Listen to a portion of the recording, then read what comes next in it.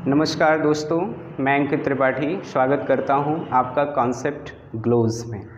दोस्तों, पिछले वीडियो में हम सभी ने जाना कि समकोण त्रिभुज में भुजाएं परस्पर कैसे बदल जाती हैं। इस वीडियो में हम लोग जानेंगे कि त्रिकोणमितीय सारणी में साइन अर्थात सभी त्रिकोणमितीय अनुपातों का जो वैल्यू होता है कोण के साथ में वो क्या होता है। यहाँ पे आपको बहुत ही बेहतर तरीके से मैं बताने का प्रयास करूँगा, आप ध्यान दें। देखिए दोस्तों, आप जानते हैं कि त्रिकोणमिति में कुल मुख्य रूप से 6 त्रिकोणमितीय अनुपात होते हैं और इनका जो कोणीय मान होता है, एंगुलर वैल्यू जो होती है वो 0, 30, 45, 60 और 90 इससे आगे की भी वैल्यू होती है। तो हम लोग ये जानेंगे कि त्रिकोणमितीय सारणी किस प्रकार से बनती है और इसमें कौन कौन सा कॉन्सेप्ट जो है हम लोग जानेंगे जो इसके लिए उपयोगी है। देखिए, त्रिकोणमितीय सारणी को याद करने की आवश्यकता नहीं है, कुछ बेसिक ट्रिक हैं जिसके माध्यम से हम इसको बहुत ही अच्छे ढंग से सीख सकते हैं। देखिए, इस ट्रिक के माध्यम से हम आपको बताएंगे। देखिए, इस कॉलम में आपके सारे त्रिकोणमितीय अनुपात हैं 1, 2, 3, 4, 5, 6। इसमें साइन मैंने जानबूझ के एक एक्स्ट्रा लिखा है, ये कैलकुलेशन के माध्यम से आपको समझाएंगे। तो देखिए, ये त्रिकोणमितीय अनुपात है। यहाँ पे 0 से लेकर 90 डिग्री तक आपके ट्रिग्नोमेट्री में जो एंगल हैं त्रिकोणमितीय अनुपातों के, उसको हमने लिखा हुआ है। तो देखिए, हमें क्या करना है कि 0 डिग्री में जो है साइन का जो मान है 0 से लेकर के 90 तक, पहले हम इसको फाइंड अप करेंगे। फिर साइन की वैल्यू के अकॉर्डिंग हम सभी ट्रिग्नोमेट्रिकल वैल्यूज़ को, त्रिकोणमितीय अनुपातों के मान को, कोणों के मानों को ज्ञात करेंगे। तो चलिए देखिए, इसमें ट्रिक ये है कि यहाँ से आप 0, 1, 2, 3, 4 इस प्रकार से आप लिख देंगे। 0 से लेकर के 4 तक के अंकों को आपको लिखना है। फिर सभी पदों में आपको 4 से भाग देना है। सभी पदों में 4 से भाग देना है। तो देखिए, सभी पदों में 4 से भाग दे दिए। अब क्या करना है, सभी का स्क्वायर रूट निकाल लेना है।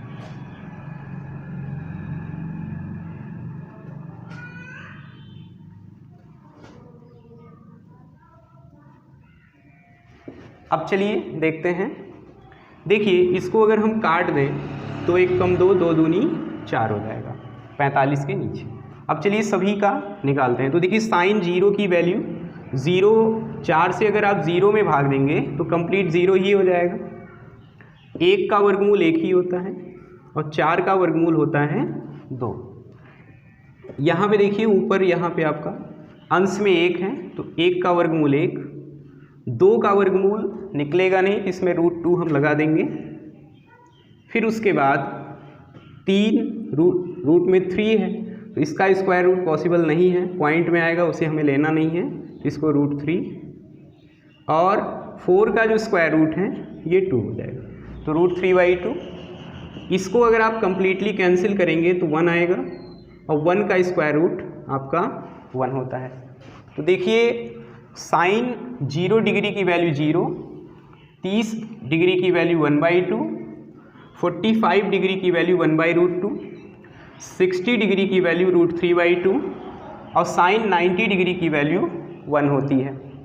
अब इसके बाद यदि हमने साइन की वैल्यू निकाल ली तो समझ जाइए, सारा त्रिकोणमितीय सारणी में किसी भी अनुपात की वैल्यू हम कोणीय मान निकाल सकते हैं। कैसे?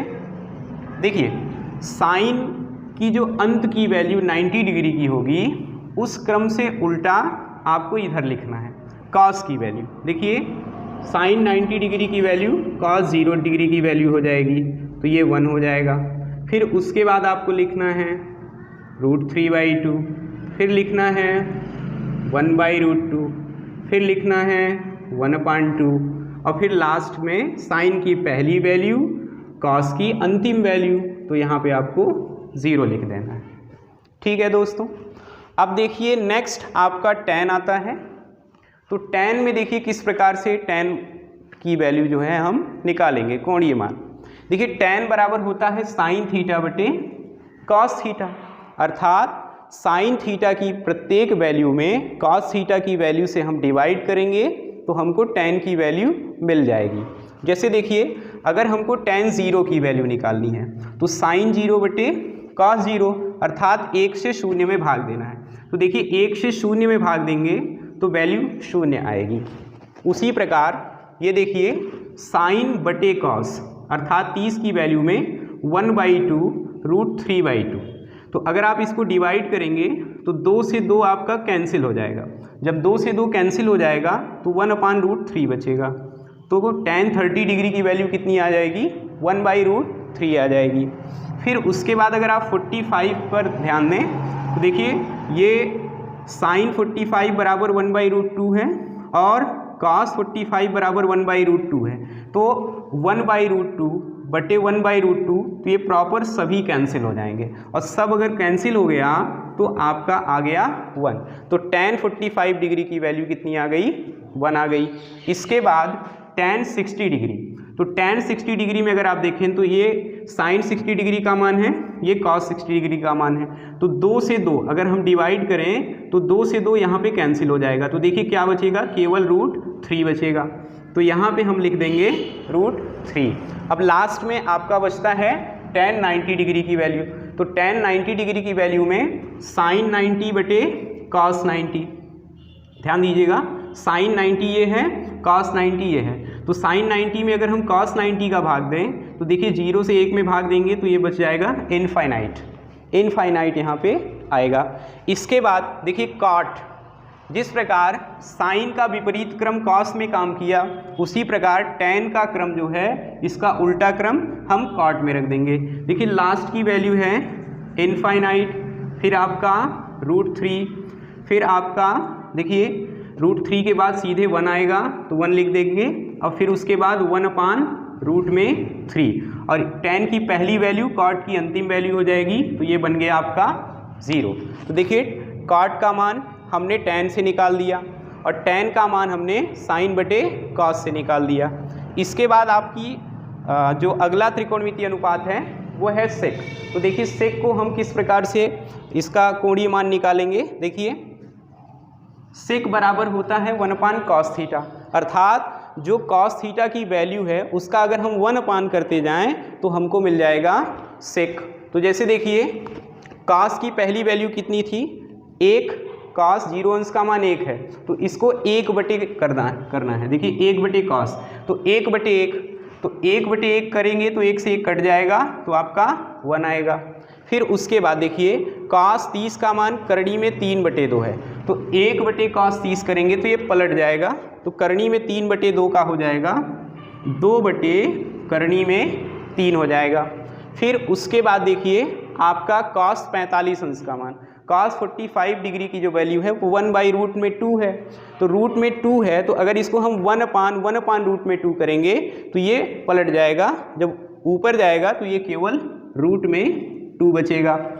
इसके बाद ध्यान से समझिएगा cos 60 डिग्री की 1/2 वैल्यू है। जिस प्रकार 1/√2 को हमने कन्वर्ट किया तो रूट में 2 हो गया, इसी प्रकार इसको भी पलट देंगे तो 1/2 का क्या हो जाएगा?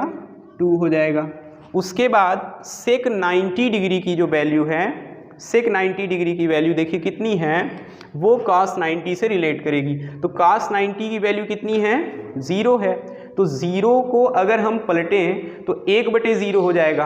अब 1/0 से जब हम 0 से 1 में भाग देंगे तो हमको मिल जाएगा इनफाइनाइट।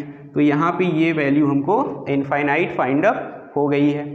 इसके बाद ध्यान दीजिए कोसेक, तो सेक का जो सीधा क्रम है अगर इसको उल्टा कर दें तो ये कोसेक का हो जाएगा। जैसे सेक की अंतिम वैल्यू कोसेक की पहली वैल्यू, अर्थात सेक 90 = कोसेक 0। अब इसी तरफ से हमको रखना है, फिर ये 2 हो जाएगा, फिर ये आपका रूट में 2, इधर 2/√3 और यहाँ पे ये वैल्यू अंत में रख दिए।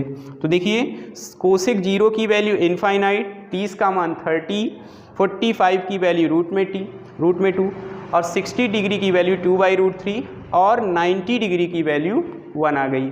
तो देखिए इस पूरे ट्रिग्नोमेट्रिकल टेबल को स्टडी करने से सबसे जो ज़रूरी बात हम लोगों को पता चलती है वो ये है कि यदि हमें साइन की वैल्यू पता हो तो हम प्रत्येक त्रिकोणमितीय अनुपात का मान बिना याद किए केवल कैलकुलेशन के माध्यम से बता सकते हैं। साइन की वैल्यू हमने किस प्रकार से निकाली है, ये ट्रिक है, इससे आप इसको समझ सकते हैं।